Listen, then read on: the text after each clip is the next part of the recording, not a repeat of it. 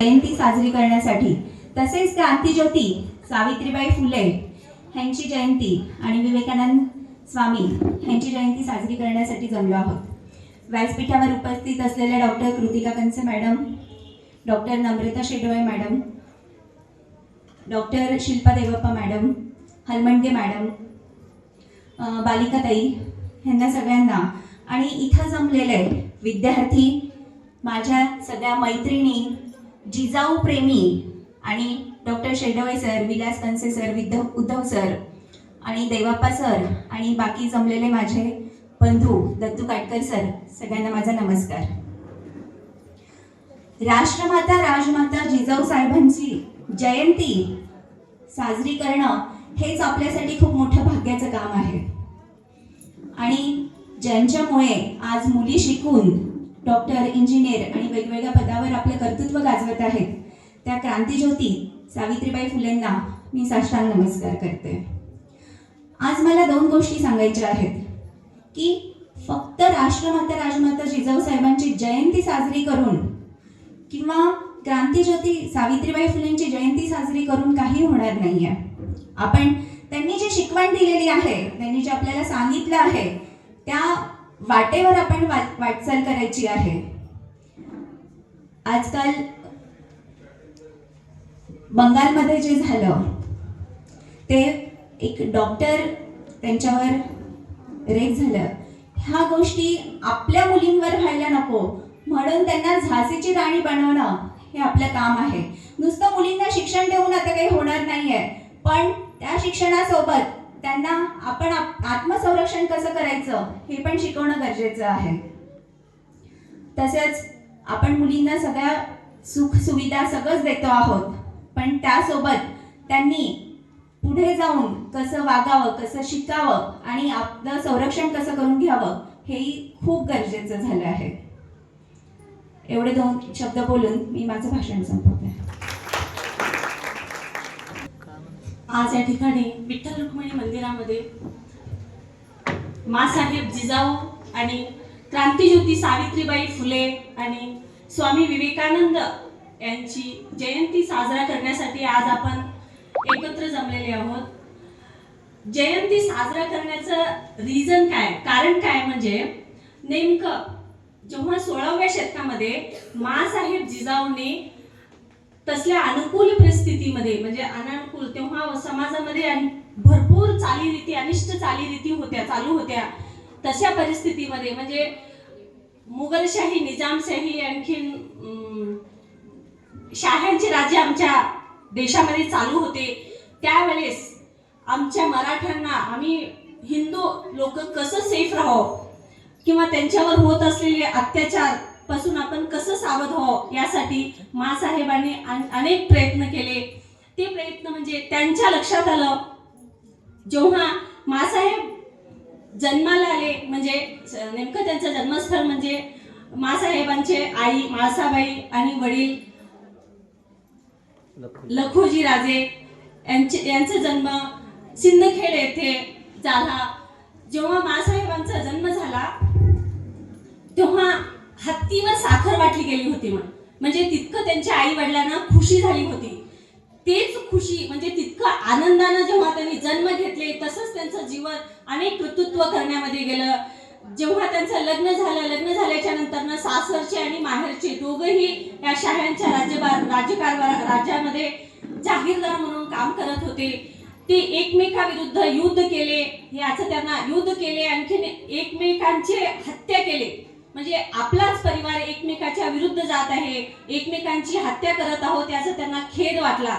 आणि तेव्हाच त्यांच्या मनामध्ये एक कल्पना आली, ती कोणती, म्हणजे स्वराज्य. जर आम्ही आमच्याच देशामध्ये, आमच्याच राज्यामध्ये परकीयांचे स्वातंत्र्य, परकीयांच्या राज्यासाठी आम्ही इथं जगत आहोत, आम्हीच लोक परकीयांच्या राज्यासाठी एकमेकाशी भांडत आहोत, लढत आहोत, तर आपलंच राज्य जर आपण निर्माण केलं तर कसं होईल असं त्यांच्या मनामध्ये भावना निर्माण झाली. आणि तेव्हाच शहाजी राजे भोसले आणखीन जिजाऊ, माँसाहेब जिजाऊ यांनी प्रयत्न केले की आजपासून आपण स्वराज्याची स्थापना करायलाच पाहिजे. तेव्हाच स्वराज्याचे संकल्प चालू झाले. शहाजीराजे बेंगळूरला होते आणि मासाहेब पुण्यामध्ये. तेव्हा पुणे हे आता सध्या जे असलेलं विकसित पुणे हे शहर पूर्ण उद्ध्वस्त झालेलं होतं. निजामाने हा पुणे शहराला उद्ध्वस्त करून गाढवाच्या नांगराने नांगरून तिथं एक लिहून ठेवलेले होते की या जमिनीवर जर कोणी राहील, जर कोणी नांदेल तर त्यांची ते निपुत्रिक होतील, म्हणजे त्यांचं वंश वाढणार नाही असं त्यांनी तिथं लिहून ठेवलेलं होतं. तेव्हा मासाहेबांनी स्वतः, म्हणजे तेव्हा तर लोक भरपूर अंधश्रद्धेमध्ये मिळून गेलेले होते, अंधश्रद्धा त्यांच्यामध्ये खूप गठून गेलेली होती. पण तशा परिस्थितीमध्ये मासाहेबांनी आपल्या स्वतःच्या मुलाला सोन्याच्या नांगराने नांगरायला लावले आणि ते जमीन पवित्र केली. पवित्र करून स्वराज्याची कल्पना, म्हणजे सर्व मराठा लोक दऱ्याखोऱ्यामध्ये वसलेले होते निजामांना भिवून, त्या सर्वांना एकत्र करण्याचं काम.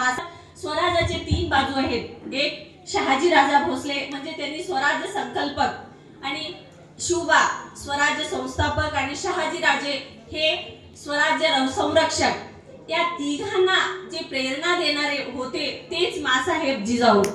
कारण त्यांना प्रेरणा दिली, अशी प्रेरणा दिली की शहाजी राजांच्या बाबतीत जर मासाहेबांचा विचार केला तर ते सतत त्याग आणि समर्पणाच्या भावनेत दिसतात. कारण शहाजीराजे एका ठिकाणी राहत होते आणि मासाहेब एका ठिकाणी, तरी तशा त्या परिस्थितीमध्ये ते एकमेकांचं कार्य काय चालू होतं, म्हणजे फक्त स्वराज्य, आपल्या लोकांचं, आपल्या रयतेचं, आपल्या मराठ्यांचं राज्य निर्माण करावं ही एकच त्यांच्यामध्ये जिद्द होती. म्हणून ते जिद्द पूर्ण करण्यासाठी त्यांनी सतत अहोरात्र प्रयत्न केले आणि त्या प्रयत्नाचं फल म्हणून आम्हा सर्वांसाठी एक स्वराज्य निर्माण केले. ते स्वराज्य निर्माण केले ते कुणाच्या प्रेरणेने, म्हणजे मासाहेब जिजाऊंच्याच प्रेरणेने हे सर्व काही साध्य झालं असं मी या ठिकाणी म्हणण्यास प्रयत्न करते. अजून आणखीन एक त्यांचं जर गुण घ्यायचं झालं, आम्हाला मासाहेबांचं जर एक गुण आपण आत्मसात करायचं असेल तर ते असं सांगत होते की कोणत्याही वेळेला भरपूर महत्त्व दिलं पाहिजे. दुसरा, जर आपण जिंकलो म्हणून जास्त खुशी मानायला नको आणि हारलो म्हणून खेद न मानता मागे यायचं नाही. इतकं धाडस त्यांच्यामध्ये होतं. जेव्हा शिवाजी महाराज शाहिस्तेखानाला भेटण्यासाठी जात होते तेव्हा शिवाजी महाराज खूप नाराज झाले होते. म्हणजे त्यांना असं वाटत होते की मी परत येतो की नाही माहिती नाही, पुन्हा माझ्या आईचा मी चेहरा बघतो की नाही माहिती नाही, असं त्यांच्या मनामध्ये भावना, दुःखीची भावना निर्माण झाली होती. पण जेव्हा त्यांनी जात होते तेव्हा मासाहेबांनी कसं त्यांना पाठवलं, म्हणजे शिवबा घाबरायचं नाही, अजिबात घाबरायचं नाही, कारण तुम्ही जर परत नाही आलात तर मी शहाजींना राज्य देऊन पुढचा राज्य कंटिन्यू सांभाळेल. तुम्ही अजिबात मागलची विचार करायचा नाही, खेद करायचा नाही, निश्चितपणे तुम्ही जा आणि तिथं पराभव करून यायचा, असं त्यांना सांगून पाठवून दिलं. म्हणजे याच्यावरून असं समजतंय आपल्याला की त्यांच्याजवळ कसली भावना होती. वाघासारखं त्यांच्याजवळ धाडस होतं. त्या धाडसाने तर स्वराज्याची संकल्पना निर्माण झाली. तसं धाडस जर आम्ही आमच्या लेकरांना दिलो तर आजही आता मॅडम सांगितल्याप्रमाणे अशी कोणती परिस्थिती आपल्या समाजात, आपल्या स्त्रियावर पुढे घडून येण्यासारखं घडणार नाही असं या ठिकाणी मी सांगू इच्छिते. त्यानंतर क्रांतीज्योती सावित्रीबाई फुले, त्यांच्यामुळेच तर आज आम्ही सर्वजण इथे आहोत.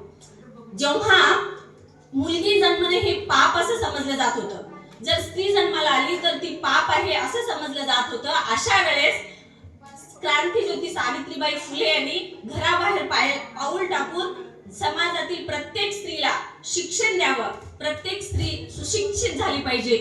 शिक्षण घेतल्याने ज्ञान भेटतं, म्हणजे ज्ञानामुळेच काय चुकीचं आहे आणि काय करेक्ट आहे हे जाणून घेण्याची भावना सगळ्यामध्ये निर्माण होती. असं ज्ञान मिळवून देण्याचं कार्य कोणी केलं म्हणजे ते क्रांतीज्योती सावित्रीबाई फुले. क्रांतीज्योती सावित्रीबाई फुले पासूनच आम्ही शिक्षित झालो आणि मासाहेब जिजाऊ यांच्यापासून आमच्यामध्ये धाडस निर्माण झालं. इतकं बोलून मी माझं 2 शब्द संपवते. जय हिंद. धन्यवाद बालिकाताई. खरोखर आज सावित्रीबाई फुले होते आणि जिजाऊ माता होत्या म्हणून आज आपण सगळ्या भगिनी आज इथे एकत्र आलेलो आहे. त्याचबरोबर कार्यक्रम पुढे नेण्यास जो आजचा आपला मेन उद्देश होता की जिजाऊ जयंतीसाठी आज जे आपण ड्रॉइंग कॉम्पिटिशन आणि रंगोली कॉम्पिटिशन इथे ठेवलेलं होतं, त्याच्यामध्ये जे उपस्थित सगळे स्कूल जे पार्टिसिपेट झाले त्यांच्यासाठी मी आज सगळ्यांना तुम्हाला विनंती करते की टाळ्यांचा कडकडाटाने सगळ्यांना आपण आज प्रेरित करूया, कारण अत्यंत उत्कृष्टपणे सगळ्यांनीच आज सहभाग केलाय. त्यासाठी सगळ्या स्कूलचे HM ॲडमिनिस्ट्रेटर जे पण उपलब्ध आहेत त्यांना मी विनंती करते की त्यांना मी भरपूर त्यांचं स्वागत करते की खूप छान प्रतिसाद त्यांनी आज आपल्या कार्यक्रमाला दिलाय. तर सगळ्यात शेवटी जे आहे प्राइज डिस्ट्रीब्युशन, त्यांच्यासाठी मी आपल्या अध्यक्ष मॅडम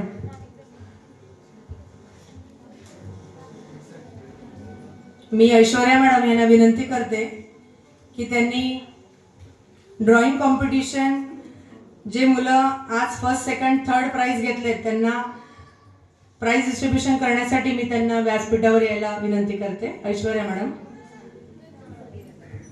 नंबर 3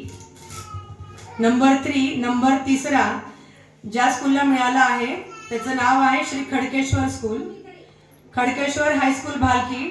टाळ्यांचा आवाज कंटिन्यू यावा.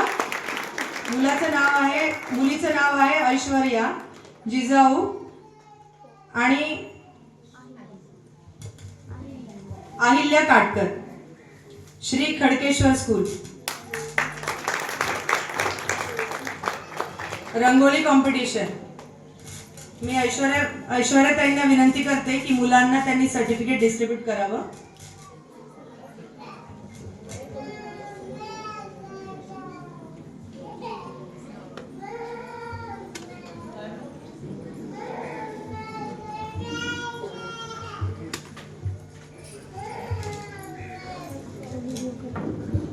बाकी निकिता आणि शीतल पाटील. मी प्रियंका ताई यांना विनंती करते की त्यांनी मुलींना सत्कार करावा. डुगडुगी लागली आहे. पहिला नंबर मिळवला आहे मोरारजी देसाई रेसिडेन्शियल स्कूल राधा. राधा हिला मी विनंती करते की तिने व्यासपीठावर येऊन तिचा